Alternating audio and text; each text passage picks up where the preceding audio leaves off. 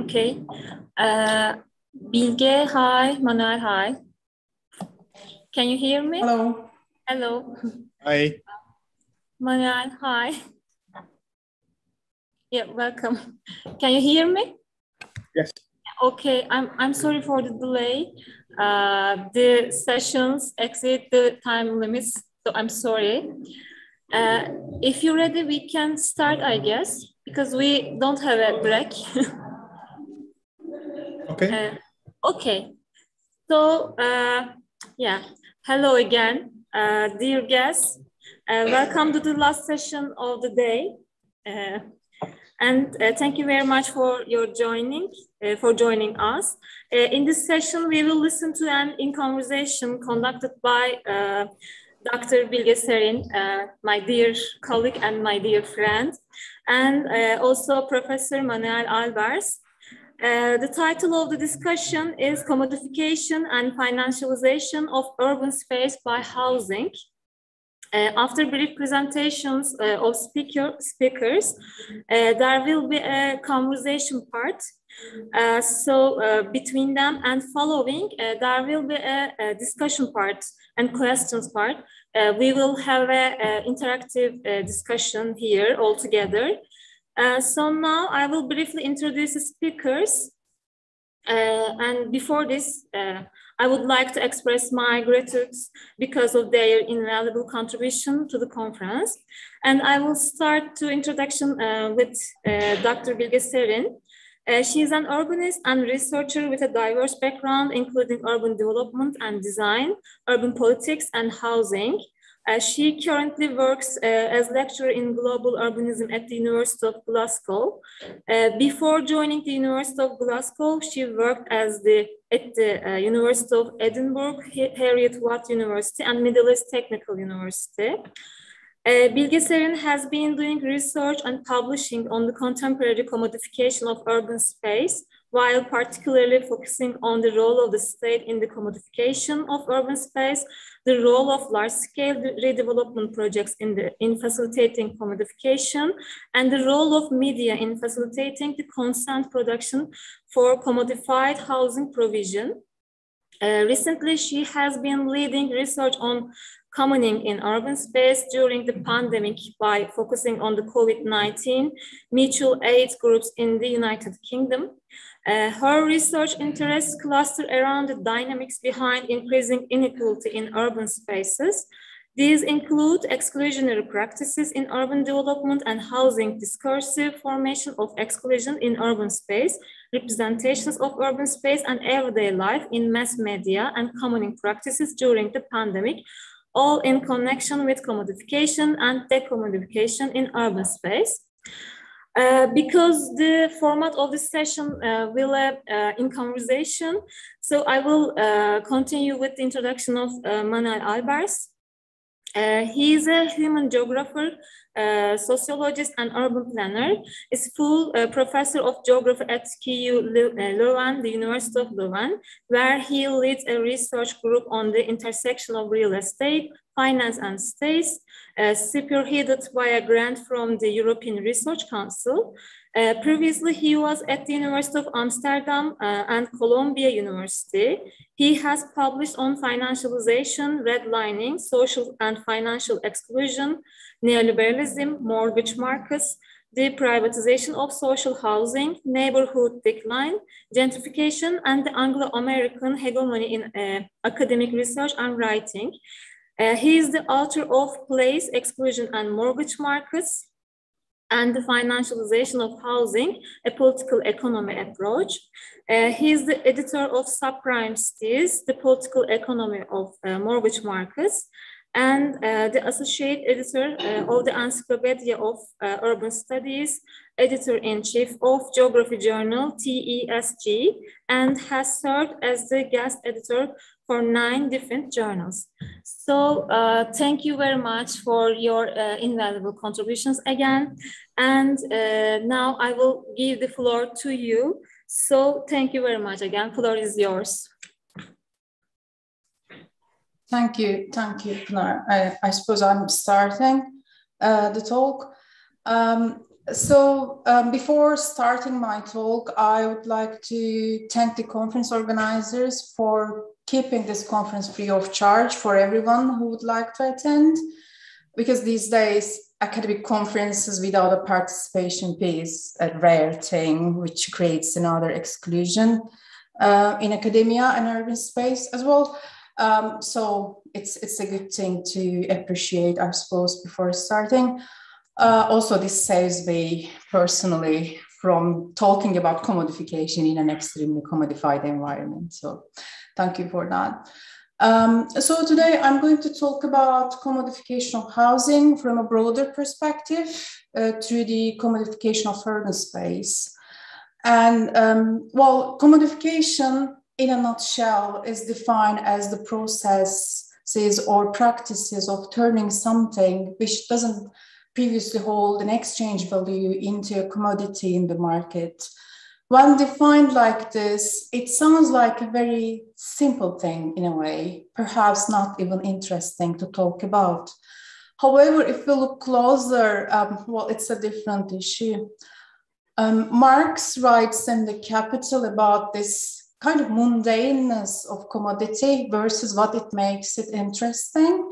He famously says a commodity appears at the first sight as a trivial thing that can be easily understood, but its analysis shows in reality it's a strange thing. So I agree with him on that. Under Chapter's production relations, among other things, urban space itself has extensively been commodified, while also becoming a medium for expanded commodification. Many critical scholars have already been exploring this for some time, but I would like to focus on more contemporary developments around this issue rather than overall the concept itself. If we look closer to the contemporary processes and practices, we see various types of these commodification processes and practices in action. This might be enclosure of commons and public lands, as Christopher and Silverdow talks about clearly. Can be privatization of public spaces or social spaces, and many scholars are debating around, or the financialization of real estate and housing. I'm sure Manuel will talk about in a bit about this. Some of these practices, such as privatization of public land, can be easily understood, I mean, relatively easily understood. In the case of privatization of publicly owned land, we have a tangible item, which is a plot entering real estate market as a commodity, if we look at it in a kind of easier way. I mean, similarly, for developing housing projects on some plots in formerly forest areas, for example, it is clear that the commodity realm is expanding on something, again, which is tangible, which is the forest area. However, it is not always this clear cut if you look at the aspects of contemporary commodification of urban space. How can we discuss this when it enters to a contested territory, as Redden defines it? I will continue with an example from the UK, where I live, to understand this a little bit more, what it means for everyday life. As any country and one of the pioneers of neoliberalization, in the UK, we have seen in the last 2 decades an increasing number of large-scale private developments in urban space, including housing projects. Since the start of neoliberal restructuring, while on one hand, the social housing had been privatized by Thatcherite reforms, on the other hand, these private developments started to raise on brownfield areas, mostly on old industrial zones or dock areas in the UK. And these are called luxury housing developments mostly.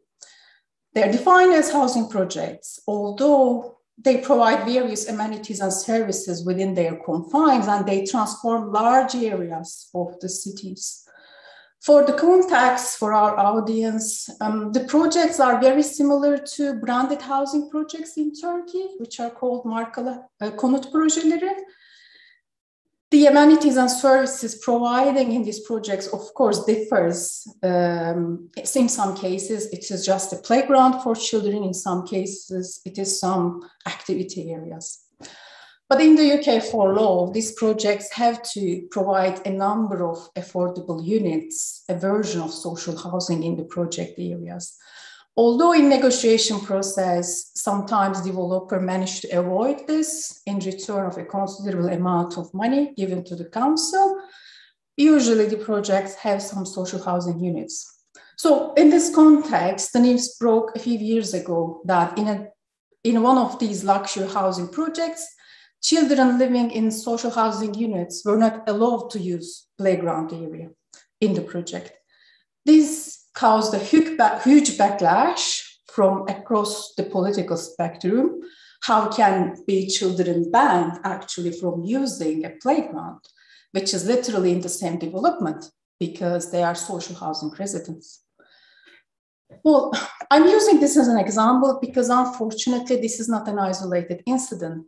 This is a very common thing in this project. But why I'm talking about this?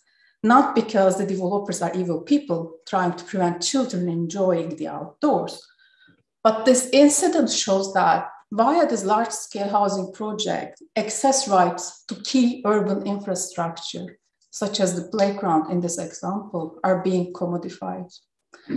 This type of commodification is done by the housing development, but it is hidden, it is sneaky, it is part of everyday life. Because it is not very tangible, like selling a plot of land or selling a social housing unit to a corporate landlord. It's part of the everyday life. And we notice it when we experience it, like in this news example. Well, of course, it's just an example. Recently, we conducted a meta-analysis about similar development across the globe with my colleagues from Glasgow University. And unsurprisingly, we have identified a very similar pattern of practices across the countries all over the world. The issue of exclusive provision of various amenities and services within the project's confines for their residents is a key feature for this contemporary residential developments. This facilitates the contemporary commodification in urban space via housing. That's why I want to talk about these developments today. When we look closely, these amenities can be open spaces mimicking neighborhood parks, playgrounds, services, which are traditionally provided in neighborhood centers. They also include various things such as restaurants, schools, or health facilities.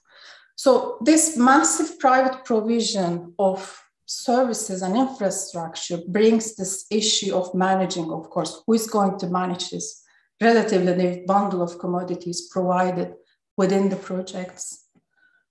Our meta-analysis also showed that this is being done by private management companies, either instructed by the developers or management boards.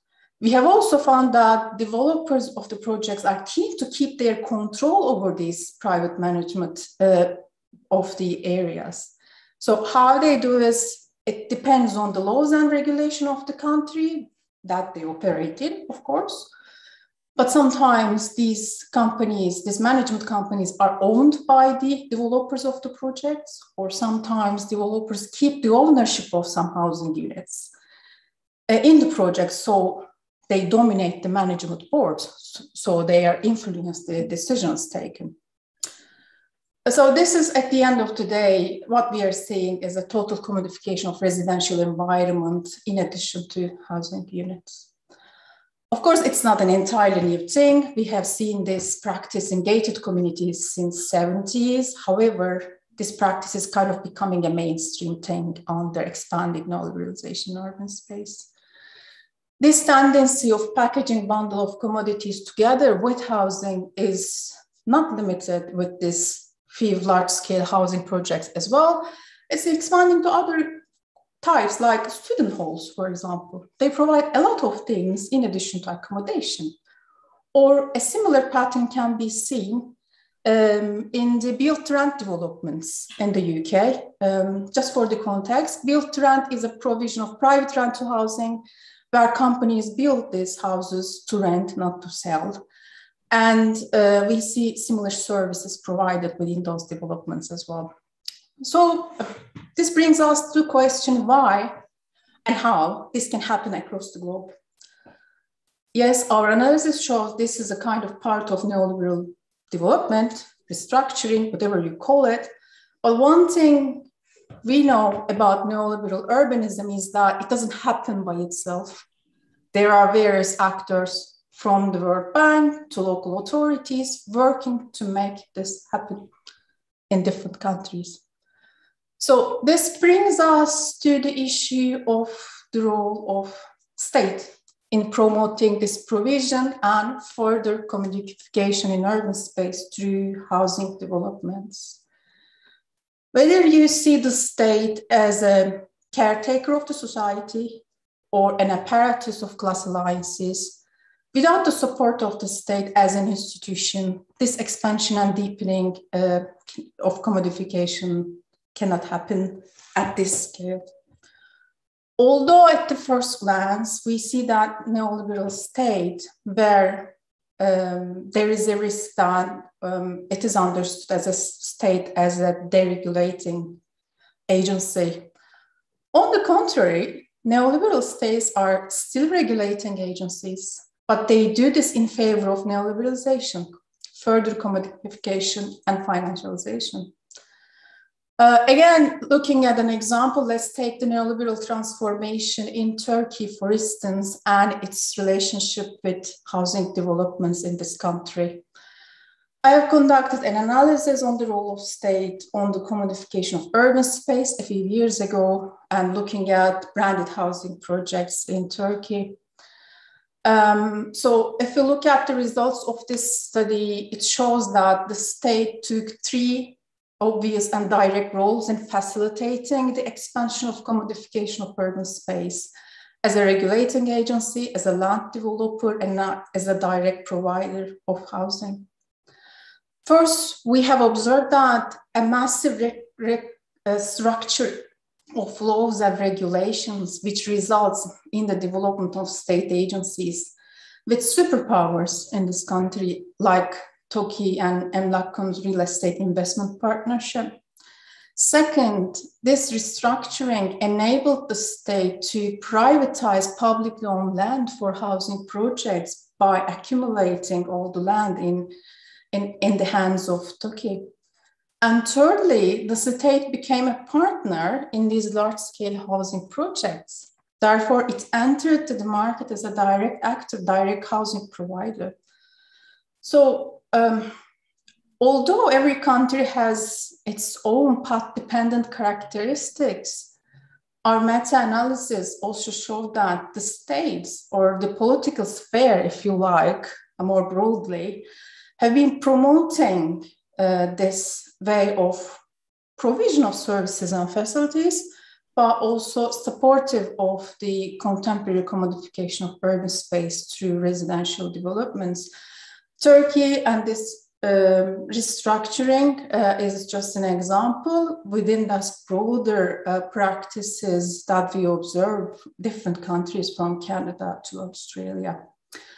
I'm going to stop here just to checking the time, but I'm quite happy to explore this further during the questions.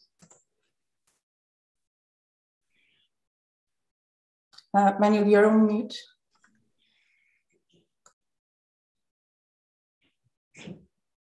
Yes, hi. Now you shall be able to hear me. You can see my screen already. I think I'm going to put it in presentation mode now, but that means I don't see the chat anything anymore. So if there's anything, either the chair or Bill could just turn the mic on because I won't see anything else. Okay, so I did prepare a short PowerPoint and sorry, could you make full screen? I'm so sorry. It is full screen where I am. I don't know how else what else I should do. It's okay. Yeah. Okay. So originally I was asked to say something about financialization of housing, But then when I saw Bielke was going to talk more about commodification of urban space, more generally speaking, and public land as one of the examples, I thought I could say a little bit more about the financialization of the city or the financialization of land. So you still see the book cover there to the left, but I actually won't be relying much on that book, except for some groundwork on definitions of financialization and things like that. Otherwise, I will be relying on two papers that I will mention at the bottom of some of the slides. And I will be talking about the financialization of land. And by the financialization of land, I mean what David Harvey called increasingly treating land as a financial asset. But rather than saying that full sentence the whole time, financialization is a bit easier to say that in this way. So I will start doing that through a case study in Milan that I researched together with Federico Savini, an Italian colleague that is based at the University of Amsterdam, where I also used to be based in the past. And I want to talk about a specific site here that you see in the top, a little bit to the right of the center. You see a municipality in the Milan metropolitan area known as Sesto. Manuel, if you move to the second slide, we can't see that. Oh, that's weird. Maybe if I try to maximize it here. Hold on. You should share your screen, not your presentation. No, I was doing that. But let me see if I plug out my monitor. Does it work better now? Yes, now it's working. Thank you. And it moves now? Mm-hmm. Okay, so the problem was probably that I had two screens plugged in rather than the sharing itself. So back to Sesto. Sesto, or Sesto San Giovanni as the full name is a small municipality just outside the city borders of Milan. In the center, you see the city of Milan with a black line, that's the border of the city. So Sesto is technically outside the city of Milan. It's a district municipality. And it is mostly a former industrial town. It used to be part of what's known as the Red Belt around Milan, which is an industrial belt, mostly to the north and partly to the east of the city, which are former, or some of them still, socialist or even communist-run municipalities. And what you can see here also on this map in black are many big urban projects. Milan is not a very big city, 1.5 million people, 4 million people in the urban area. But Milan does big projects like a city like Paris does. Maybe not London or cities bigger than that, also not Istanbul, but it does a lot of big projects for a city that is not that large in the end. And these projects, as you can see, many of them are within the city boundaries of the city of Milan, but also several of them are outside. And I'm going to look at the Falk site, which is a former steel factory in the city of Sesto. And what I started to do with my co-author is that we started to look at who owned the land in different periods of time, what kind of financial model were they using, what kind of planning were they proposing for this area, how much profit were they planning to gain on their project, and what did they pay for the land. So I'm going to take you through this table, and in a way this table summarizes the entire empirical part of the paper. So as I mentioned, it used to be a steel factory. So the Falk Corporation was occupying this until 1990. They used to produce steel here. And then they vacated the premises in the sense that they moved the production of steel somewhere else, but they still own the land for 10 more years. So the cost of the land, we don't really know at that time. And the idea was not to make money through the land. In that sense, the land was not fully commodified. Probably back in the day when the factory started almost a century ago, they paid money for it. But the land itself was something that they needed for the factory. It was not seen as something to make money on. Also, the city, as I said, is sort of a post-industrial landscape. So the land was not considered to be particularly attractive.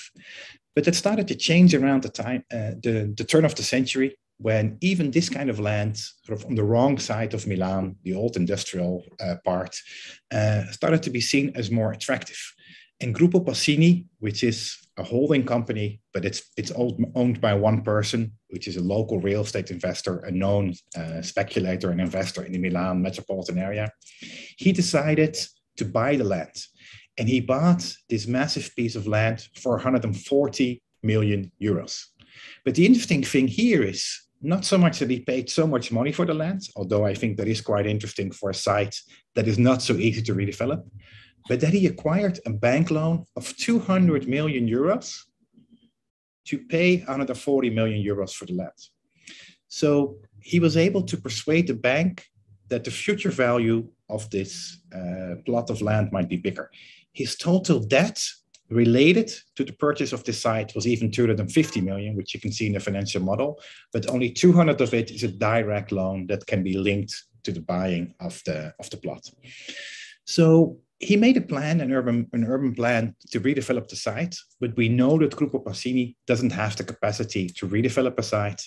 And although we cannot prove it black and white, we basically know that Gruppo Pacini had no interest in redeveloping the site.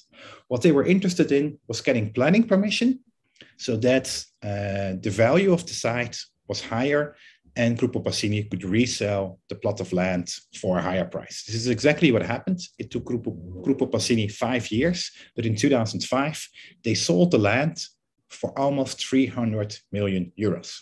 So the price of the land more than doubled in these 5 years. And this is largely a result of the planning permission, but also of the prices of land in generally going up in that same period. We see that Gruppo Sonnino is also a holding company. It consists mostly of national investors. So we see an upscaling from a Milanese investor to a group of national investors. And they also borrowed money, but actually they didn't borrow that much money. They also made a large down payment on the site. And we see the programming, which for Gruppo Pacini was more than 700,000 square meters. We see for Gruppo Sonnino, they want to develop 1.1 million square meters. So what happens, they pay more for the land. So what they need to do is they need to propose a bigger project to be able to make money on the project. But also at that time, 2005, when they buy the land, just before the financial crisis, this was when the sky was the limit and everyone thought they could make double-digit profits. So they're not just thinking of a massive project, they're also thinking of very high profit rates. Then, of course, the global financial crisis, the euro crisis, they start to hit Italy as well. The Italian housing market, for instance, at that time is not very much hit. But of course, through the sovereign debt crisis that hit Southern Europe, also Italy is very hard hit. Not as much as Greece, for instance, also in a quite different way than Spain, but Italy and the Italian economy are also hit. So you think, well, then by 2010, when we're sort of at the depths of this crisis, probably it won't be very easy to sell the land to a new investor. But surprise, Gruppo Sonnino is able to sell the land again for a higher price. So there's been a massive crisis in between, a global crisis, a European crisis, and still the land is sold for more money, now for 405 million. And that we see then that the new group here is called Bizzi and Partners Holding, which is an Italian registered holding, but it's backed with mostly international investment. And they actually tried to make a slightly smaller project, and they also propose somewhat lower profits, which made sense at the time because 15% was no longer possible in 2010. But again, Bizzi and Partners were not redeveloping the sites. After we finished the paper in 2016, they sold to an investor from the Middle East, and that investor from the Middle East was making more serious plans to redevelop the site. But then, of course, other things started to happen, so not much has happened in the meantime. But you see the price of land going up and up in all these stages. So what we see here is an example of the financialization of land, but it's not just treating the land as a financial asset. We see in this process a few other things happening. So we see a detachment between the planning processes at the local level, a low-income working-class municipality with many brownfield sites or post-industrial sites. And it's completely separate from this big project they want to do here, which has no connection to the local needs. So the financial and the investor logics are not just detached from it, they're also located at very different scales. And we see that in the table very clearly. If we look at the owners, they go further and further away from Milan and further away from understanding what the local needs are. And then I saw a nice quote in a paper by Philip O'Neill, an Australian geographer, and he works on the financialization of infrastructure. So in a quite different context, but he also argued that land has become an arterial route in the circulation of finance. And I thought this was such a nice quote that showed very clearly what's happening. And especially this example where you can actually buy the land, but borrow more money than you actually pay for the land, I thought was quite a clear example here. But this also shows that capital is not just flowing onto and through land, as David Harvey has argued. The land itself is used as collateral that then can be used to get additional loans, which can then be invested elsewhere. So it goes a step further than David Harvey says. So my argument, some people think, is David Harvey was wrong. What I actually mean to say is David Harvey was right, but in the meantime, we've come beyond what he foresaw in the 1980s, in the early 1980s, which of course makes sense. This also means that land is no longer merely seen as a fix for overaccumulation elsewhere. As Harvey argued, the money is flowing into the land when there's a crisis of overaccumulation in the primary circuit of capital, in industrial investment, for instance. But it's also mobilized to create leverage, to create credit, and to seek profitable investment elsewhere. So that was for the first case. Then the second case, I go to the Global South and I look in an example in Brazil that I researched together with Mayra Mosquiado and Alvaro Pereira in a paper that was just published in a book on speculative urbanism. But the chapter you can also find on my academia.edu if you don't need to buy the whole book. Although there's some other interesting chapters in that book as well. So in Brazil, there is a policy framework which is known as the urban operation. So urban operation is not just another name for a big urban project. It is in fact a policy framework that exists at the federal level, but was heavily lobbied by the largest cities, in particular Sao Paulo and Rio de Janeiro. A number of other big cities in Brazil can use it as well. And the policy framework creates a space of exception for large-scale redevelopment projects. Why a space of exception? Because once a site is designated as an urban operation, the normal urban planning rules don't apply. And in some cases, the cities set up a specific planning agency, which is staffed by people from the city government. They are city planners, but it operates as a private planning unit, which means they don't have the same sort of democratic means by which it's controlled. But I want to look at one particular part within these urban operations, and they're known as the CPAC. And the CPAC is a certificate of potential additional construction rights, if you translate it literally, or it makes a little bit more sense to translate it slightly, not literally, which is a certificate for additional building rights. On the next slide, I will show you how this works.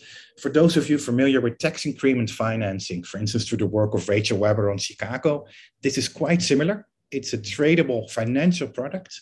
What is different from the tax increment financing, that is not part of municipal debt. And I will show you in a minute why this is the case.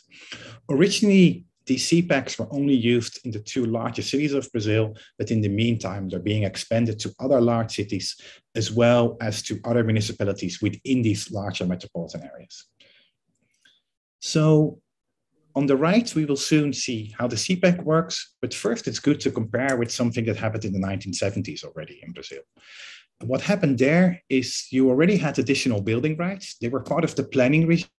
They were not a financial product. They were a planning regime where developers were allowed to construct smaller buildings, bigger buildings, the part in red here on top of the gray parts, but they had to pay for it.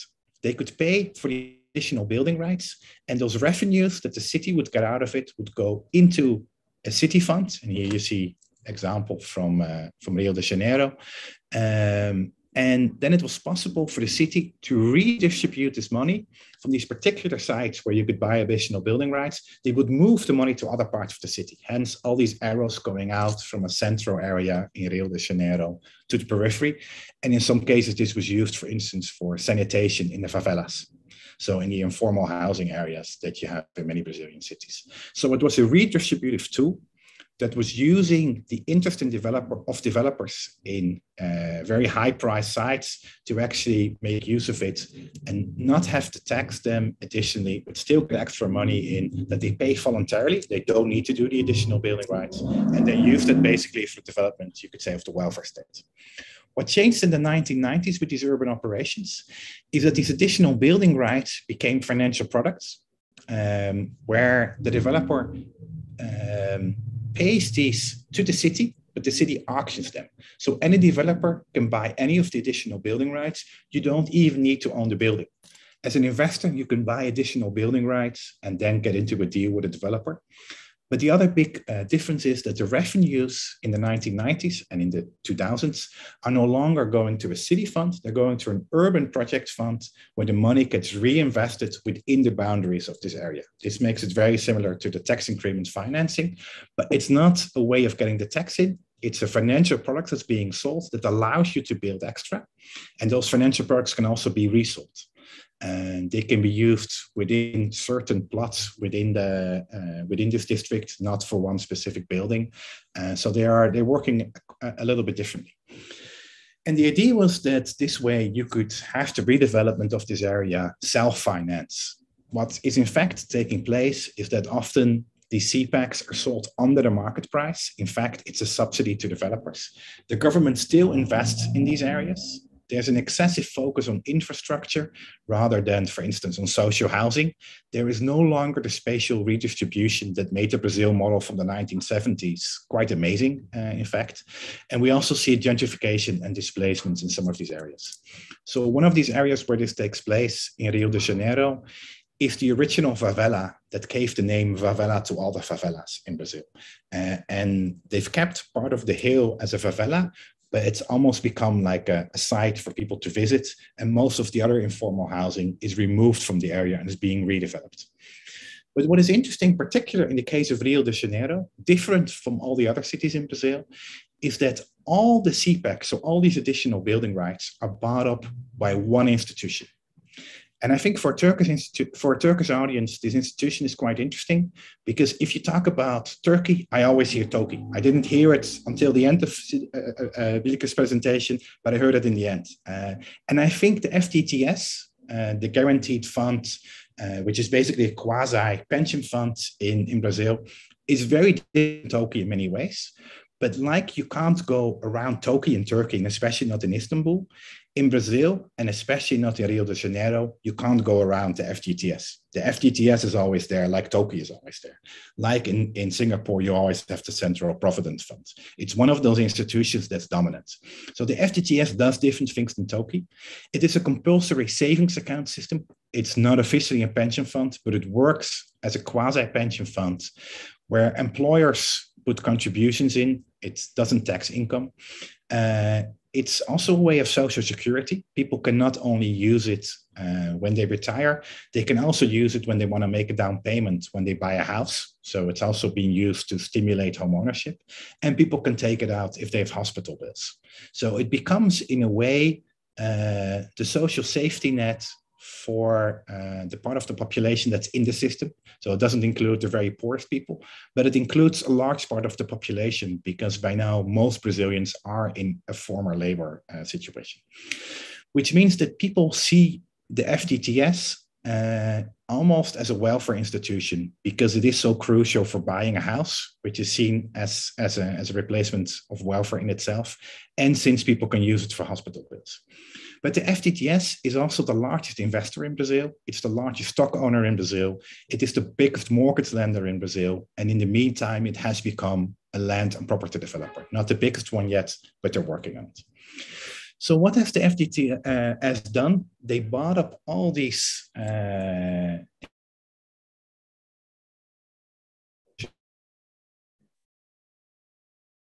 local and national developers that they basically forced into a cooperation with them. So we get a weird sort of public-private partnership where the public actor is actually working without any tax funding and completely works as a private institution. So it's hard to say if the public-private partnership or a private-private partnership. So these CPACs pay for investment in the area. In Rio, we see a tram network. We see cable cars anywhere in Latin America where there's a few hills. If there's a redevelopment project, there have to be cable cars. One of the cable cars goes in the direction of the favela. Other ones connect other parts of the area. So a lot of investment in things many of us would probably like, public transport and things like that. But also the typical big scale redevelopments. There were supposed to be some Trump towers, and they didn't want the name Trump on it anymore for obvious reasons.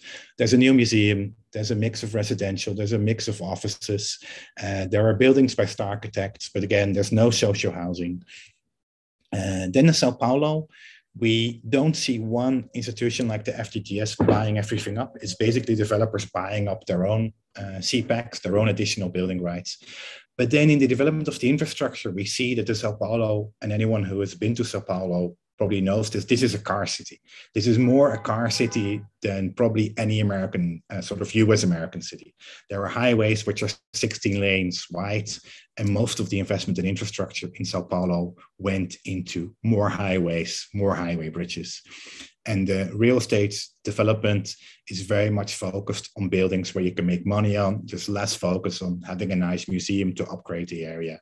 It's sort of much more like an old-fashioned, let's just build as much as we can and make as much money without trying to make it, more attractive. They didn't feel like they had to put Sao Paulo on the map because it's already, in a way, the office capital, not just of Brazil, but of Latin America.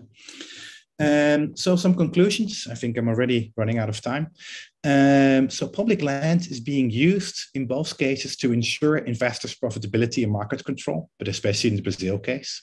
What we see is that land is no longer merely seen as a fix for overaccumulation elsewhere, but is mobilized to create leverage and seek investment elsewhere. That's more the case in the Italian case.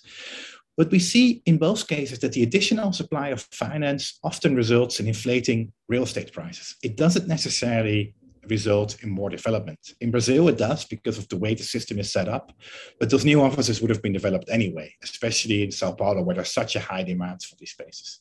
And we see that in the Italian case, years after years, more money is being put in the project, but it's being put in the land without any project being developed. So it takes many years where the prices go up and not much happens.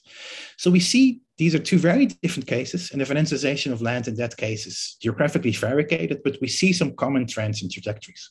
Well, we also see that it's not necessarily the case that the financialization of land in the global south is less advanced or is happening at a smaller scale. In fact, if we would only look at these two examples, it would be the opposite picture. The financialization of land is not just very progressively happening in Brazil. It is also driven with very new techniques that go beyond anything I've, for instance, seen in the US. There's something happening very similar in China, but it goes beyond anything in Europe. The scale in which it happens, but also the type of financial products that they are using, where land itself becomes a financial product in a way, and the building rights on it being traded. So we see new countries and new stock markets opening up, and financialization in this case is clearly not limited to the global north or the global west. And that was for my presentation. And then I think now we get to the dialogue and discussion part. Thank you very much, Bilge, and thank you very much, Manuel. Actually, in this session, after the small presentations, the speakers will ask each other one or two questions, I guess. And as far as I remember, Bilge asked the changing conditions of commodification in the pandemic process, right? Did you ask? Hi. No, actually, I want to ask something according to the presentation that Manuel just gave. Actually, two things, if you don't want. One is about this company is buying the land and sitting on it for some time to get the profit. Because in the UK, it's a huge issue, so-called land banking issue of housing developers are not developing basically on the lands, and they just wait for some time. It may be after or before the planning permission is gained, but it's becoming a huge issue, a discussion point. I just wanted to ask if you're seeing this as a pattern in different countries, or it's just happening in pockets like in the UK, for example. My second question is about actually, if you're seeing any international funds moving between countries for buying this land and turning it in a kind of financial asset in a way, because we know that there are lots of international investments around, but if you see a pattern like some pension funds, for example, operate in different countries just through the investment on the land. Yeah, thanks for these questions. I'll start with the last one. I think in some cases there are international funds investing in different countries. I mean, some of the investors we saw in the Italian case are active in different places. We see in the later phases more international investors there. But the interesting thing there, I think, is that it's in the periphery of the city. You think international investors would be mostly interested in sort of the prime locations, the AAA locations. But here they're very much in a much less attractive location where they're getting into. If you go to the center of Milan, we will see, the usual big scale development, which is often done in cooperation between national development firms and international development firms. But the financing behind it in Milan is mostly from Italian banks. And I don't want to claim that is a pattern we see more often, but the few examples that I know, but I don't know enough to generalize, is that sometimes it's more common for the financial backing to come from national banks, although some of those national banks might be owned also by an international parent company. Whereas then at the development level, there's often the cooperation between local partners and international partners. So you might get a consortium with a different mix, but funnily enough, it's not necessarily the money that's the most internationalized. In the Brazilian case, it's a very Brazilian story in a way. The developers are Brazilian, the money behind it is Brazilian, the fund is Brazilian. But some of these Brazilian developers are or used to be active abroad. There was this big fraud case in Brazil some years ago. Many of the developers are now in prison, so it's not so easy to expand their business abroad anymore. But one of the biggest Brazilian developers was, I think, the very largest throughout Latin America, and was even doing some developments also outside Latin America, Odebrecht. So I think maybe the developers in some ways could sometimes be more internationalized than some of the finance. Although, yeah, sometimes you don't always know what's behind all the finance. So for this case in Milan, we tracked it step by step. But of course, it's not so easy to do that for many cases. So companies buying and sitting on the land. Well, I think if they're waiting for planning permission, I think it's in a way a logical step. They want to redevelop the land, or they want to develop it, maybe not redevelop. So if they have to wait for planning permission, yeah, that's what they're likely to do. But I think in Milan, in many cases, they got the planning permission, but then the planning permission was not a reason to start developing. There was a reason to sell the land for more money. So that would be maybe a counter question to you. Do you see then that once they get the planning permission, do they start developing or do they start selling to other actors? And I think there's, of course, yes, you can make money by just sitting on the land and just waiting. But of course, for a developer, it's also a big risk because even though the land prices are not likely to go down, even if they stabilize and don't go up a lot, it means that they're not developing. If your job is to develop, you probably don't want to sit on it for too long. So that was one question I had to you. Another one is about commodification and enclosures. In some cases, I felt in your presentation that they were almost the same thing in your definition. That the enclosure, it could be that the enclosure is the act that enables the commodification, or is the enclosure a type of commodification, or are they two different processes that sometimes empirically you see at the same time, but they have different conceptual and theoretical meaning? Yeah, thank you. I will start with the first one. Because in the UK, what we, as I said, I asked that with reference to the UK, we see like the developers saying, we have to do this strategic investment. We need to plan this 20-year of development. But in practice, it's probably right. But in practice, what we are seeing, it's also a way of controlling the unaffordability of the houses, so house prices. So it's a way of keeping the house prices at a level by not releasing more than they want to. So it was a really tricky situation, what we observed in that sense, like at the point you can understand why it's not developed. at a degree, but on the other hand, it's kind of a way of, in a way, manipulating the housing market, especially in some certain areas. And if there is a housing affordability issue, it's even becoming more problematic to leave it to the developers' kind of decision-making processes. So, but I think states are also not quite innocent on that. So there is always alliances shaping these markets anyway.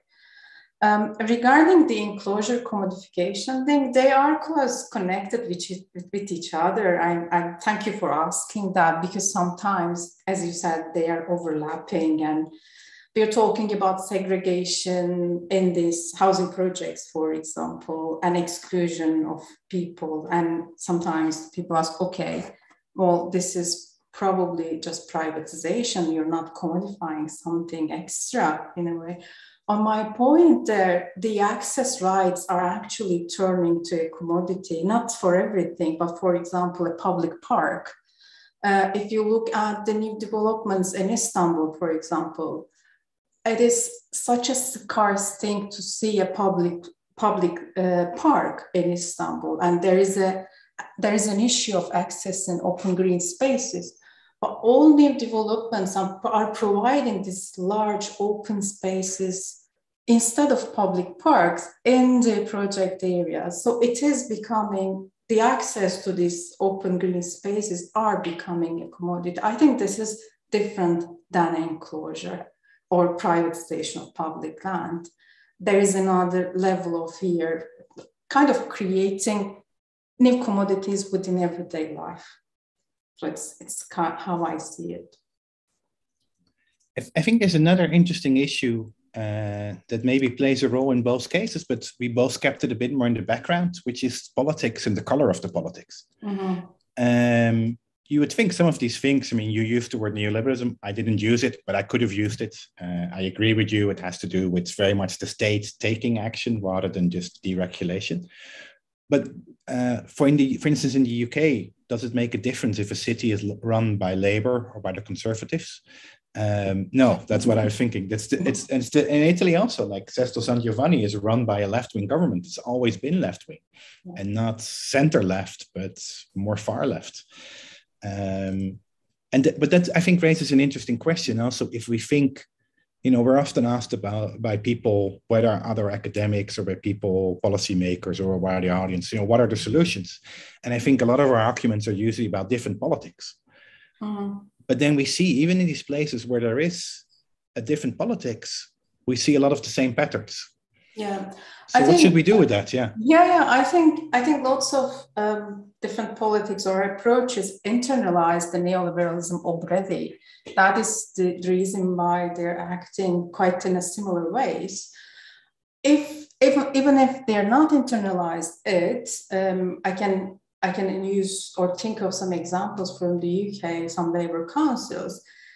Because of the cuts, they have to raise money. And raising money means that they need to play the game.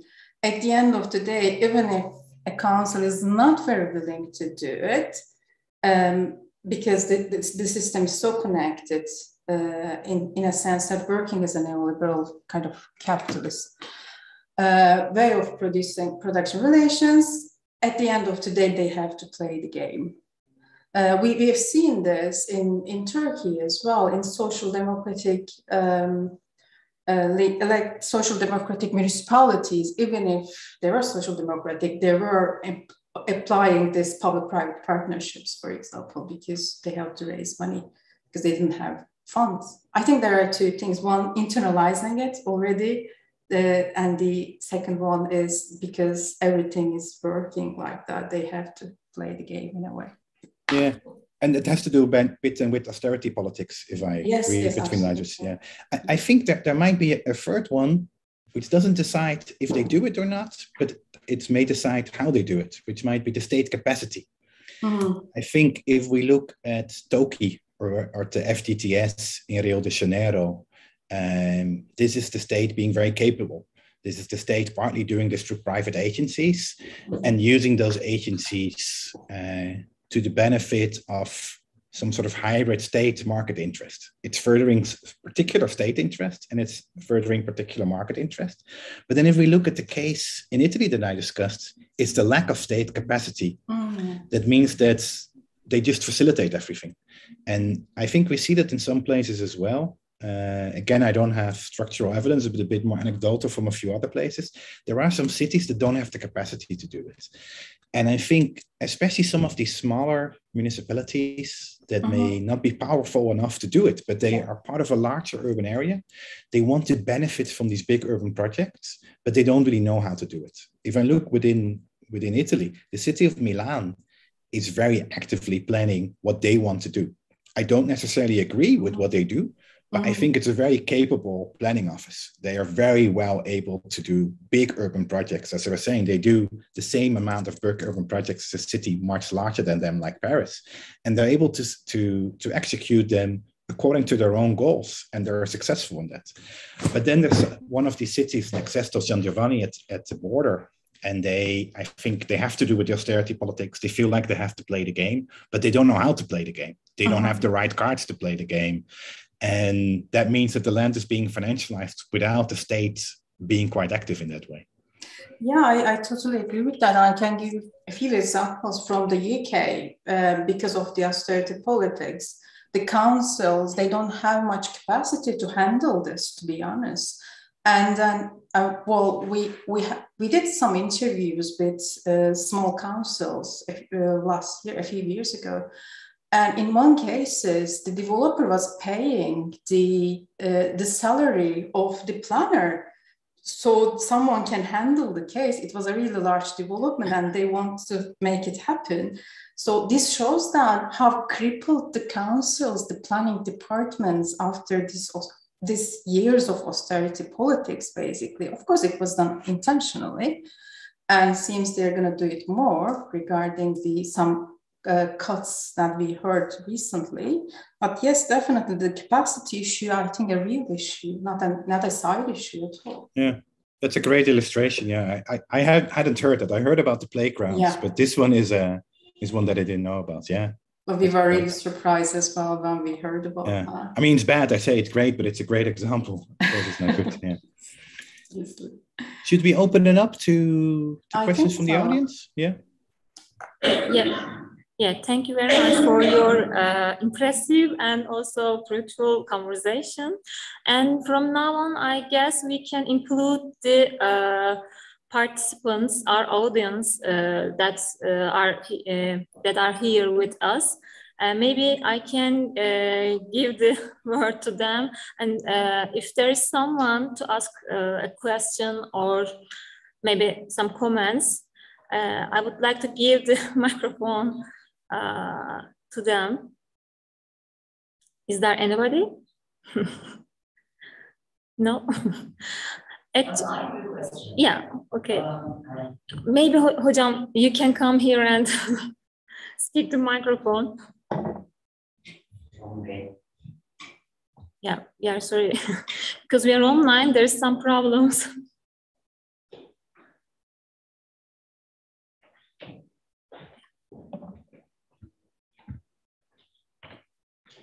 Hello, Professor Albers. Hello, Dr. Bilge. Thank you so much for the presentation. At the same time, the conversation, which was very interesting and thought-provoking. I have a question to you, Dr. Albers. You talk about the differences, first of all, the path-dependent financialization of land in this case. And you talk about the differences between North and not the commodification of land now not being limited to the northern countries and spreading to southern countries, and you gave a couple of examples. I was wondering if you could focus more on the differences between the northern countries in general, so-called the highly developed capitalist societies, and the South, and what are the main differences in terms of commodification of land that you see and you would like to underline? Okay, thank you. Thank you. I'm not sure if it's possible to generalize at the level of North versus South. I think there's some examples we see where we see similarities between countries within the global North, within the global South, but sometimes also we see something like the CPAC, the tradable development rights in Brazil that might be inspired by an American example, but then are most similar to something we see in China. So I think in that sense, it's very hard to say, like, is this a global South thing? Is this a global North thing? It's definitely a Brazilian thing. It's definitely a Chinese thing. And the US has been the frame of reference for the Brazilians. I mean, in Brazil, if you talk about the global North, it's all about the US. Whereas I assume that in Turkey, if you talk about the global North, it's probably all about Europe. So there's always sort of the other that you focus on. And for China, I don't know who it would be, probably also the US. So I'm not sure if we can generalize between the global North and the global South. But what I do think is that it's not just too simple to make that sort of distinction, but maybe sometimes we need to speak about other subgroups. I think if we talk about Turkey or Brazil or China, it's very different than talking about Sudan or Kenya. So I think very often I notice that people in middle income countries are coming up with something opposed to sort of the global North, while I think some of the developments happening in these middle income countries in many ways maybe more similar to sort of core capitalist global North countries than they are to poorer global South countries like you find in sub-Saharan Africa or like you might find in South Asia. So I'm not sure if the differences between those countries in Europe or the US are bigger than they are between those countries and sub-Saharan Africa. I don't know enough about sub-Saharan Africa or about South Asia, but I see more similarities. I also find it difficult to make a distinction then where the one ends and where the other one starts. Yes, the UK and Turkey are very different, but the difference between Turkey and Italy is maybe already a little bit smaller. So I think there might also be something like a Mediterranean type. I mean, I know the idea of the Mediterranean city is contested, but I think there's still some things there where some Mediterranean cities may in some ways be more similar to each other, whether they are in Europe or whether they are in the Middle East, and in some cases, even while some of them are in North Africa, and they might be more similar to each other than they are similar to a Dutch city or a Scandinavian city. I think one thing that is a difference is that the countries in the Eurozone, plus a few other countries, Canada, US, Australia, New Zealand, have super strong currencies. And that gives them a very different role, I think, in international trade. And that also gives them a different role in international investment. For an investor coming from the Eurozone or from the UK, I forgot the UK, it's very different to invest in a middle income country where the currency isn't as hard, as widely accepted as it is the other way around. So that makes a distinction. And for Brazil, I've also done a paper with Rodrigo Fernandes in 2020 in Housing Policy Debate, where we argued that the money coming into Brazil has made a difference for the financialization in Brazil, because Brazil doesn't have the same sort of power in the international trade as the European countries or the US, et cetera, have.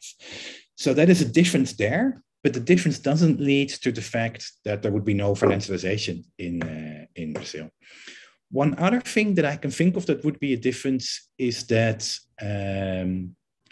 a lot of the middle income countries tend to be more unequal in terms of income distribution and wealth distribution. Not necessarily the case, but this might be the case, which also means that the financialization, for instance, to these big urban projects might be happening in very specific sites where you might see it much more generalized in a case like the UK or the Netherlands, where I'm from originally. And then that could be a difference, but it's very hard to also make that into a black and white difference. But I do think there's a difference there, that in some of the middle income countries, you see much more specific cases of the financialization of land or of housing rather than a completely generalized form. But it doesn't mean that the more specific forms are therefore less financialized. They might be less widespread. Thank you. Is there any question? Maybe I can ask a question, both of you. I don't know, I can gather my thoughts or I can formulate my question, but I will try. Actually, we witnessed 2 decades in Turkey particularly, but then maybe more than all around the world, on the other sides of the world. A process that, we know that land is a most significant element for capital accumulation. And when we put built environment onto it, we increase profit much more than. And when we put urban services, privatize urban services onto it as a land use, we reach a profit maximization. And in this story, the role of the state and the role of the capital and the role of banks, even media, are very well defined, even though this is a complex system. But I wonder that what to think about the role of planners at the first side, and also this system, such a urban life, challenge everyday life of the society. And what is the place of society in this picture? I would like to ask this question because always I questioning that, yes, the society is the demanding side of this system, or there is a problem with the supply side. So what do you think about that? Maybe I can start responding that. For the planning, not planners, but for the planning, I consider it as part of this big structuring state, because without planning, it's not possible to produce any of these. Basically, planning has to be part of the system. If you look at this restructuring that we are talking about, for example, they start usually with restructuring how you can make plans. Just an example, Turkey now has ability and power to plan in a plot, but it also has the ability and power to plan a whole area in the city. So in different scales, it has now the ability to make plans, to approve plans. So it's a very key thing. I'm pretty sure planners are not happy about this restructuring. Not all planners are happy about it. But I think we should acknowledge the role of planning is basically is a key part of the system and restructuring process. Of course, it is a kind of an area of struggle as well. I'm not saying everyone is buying into it. We have seen lots of debates about these projects in Istanbul, for example, that Chamber of Planners were not agreeing on that and taking it to the court even. So it's a real area of struggle happening in those areas. But it is what planning is enabling this development at the end of the day, I think. About society part, what I think is it is not possible to have these developments that scale without a degree of consent from the society. I'm not saying everyone is happy about it. As you said, media is playing a key role for that. I mean, if you look at before it was on the TV advertisement, but it's almost pretty much everywhere. We can see the advertisement for this branded housing projects in Turkey. It's not just in Turkey, but in other places as well. It's an issue. It's a constant producing issue as well. I'm not saying this is a result of propaganda at all, but I'm saying society must have a degree of consent. So this is happening at this scale, although I acknowledge there is also challenges, like I said, NGOs taking these to the courts, these kind of developments, trying to prevent this happening. But at the end of the day, this is happening. Thank you very much, Bilge. I fully agree with Bilge on the role of planners as enabling, as being part of the system, although they're not always happy about it. The issue of media, I don't disagree. I just wanted to add something there. I think it's interesting if you look at the growth machine by Harvey Molotch, so then we're talking about the late 1970s, he doesn't just talk about local politicians and local developers. He also discusses explicitly the role of the media in the growth machine as boosters of these kind of projects. And sometimes it is interesting for them to report on it. Just like for a planner, it is interesting to do a big project. I studied urban planning. I've never practiced planning myself, except for a Blue Monday. But I'm usually enthusiastic when I also see like a new project happening somewhere. And then when I look at the details, I often get quite depressed. But I like the idea that there are projects being developed. And I think that's something that all planners have. But in a way, the media also feed on these ideas. The media like to write about a new project. They like to write about something happening in the city. This is part of their job. And of course, there might be interests and between the different actors here as well. But even if this is not the case, for both planners and the media, planning in itself can be an interesting thing. So it's sometimes difficult to oppose that for those reasons.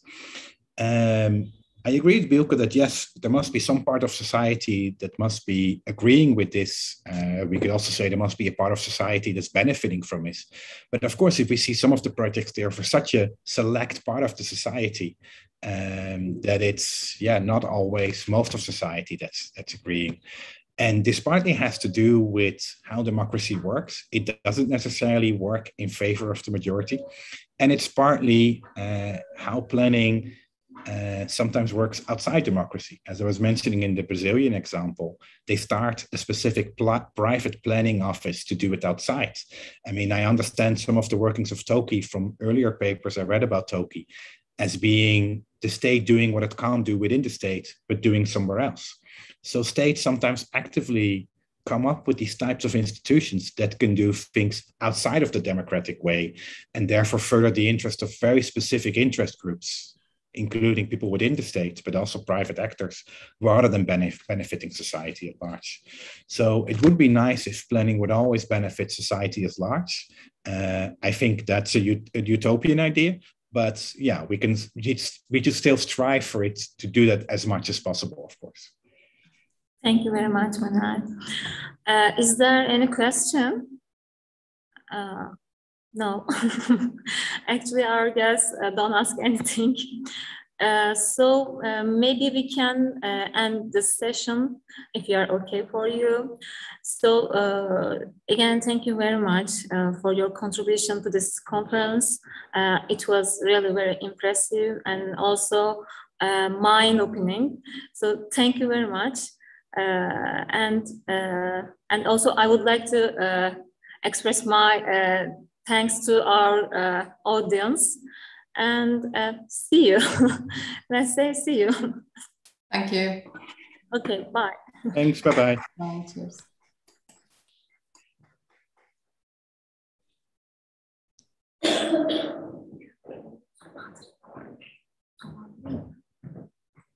Yeah,